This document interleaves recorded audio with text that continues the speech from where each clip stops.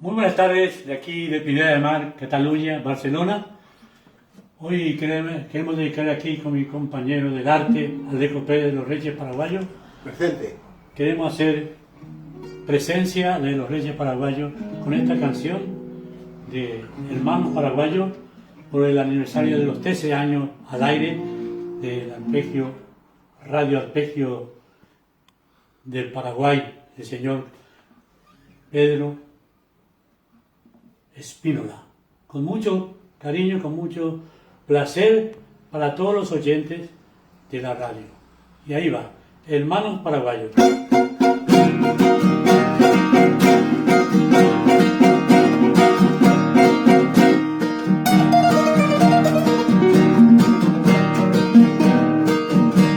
En las orillas del Magdalena, entre las ondas de mi lindo cafetal, los fulgores de luna llena, nació este canto dedicado al Paraguay. Sus notas tienen todo el encanto y con esta tallonada de rubí. Por eso quiero dedicarle a mis hermanos del gran pueblo paraguayo, con aroma de Aguaí. Así tomable corazón y a su bravura, y también a la hermosura de la reina guaraní. Es canto de hermandad al pueblo que lucho, es confraternidad de corazón.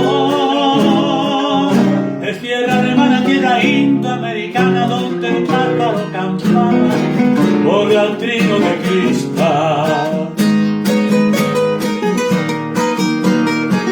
Adelante, Paraguay.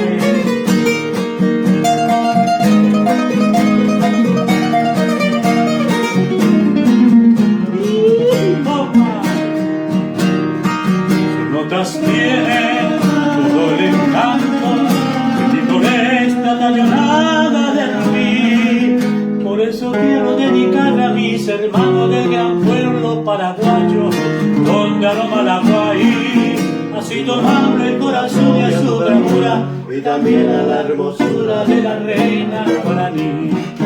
Es canto de hermandad al pueblo que lucho, es confraternidad de corazón. Es tierra hermana, tierra indoamericana, donde el pájaro campana por la trino de cristal.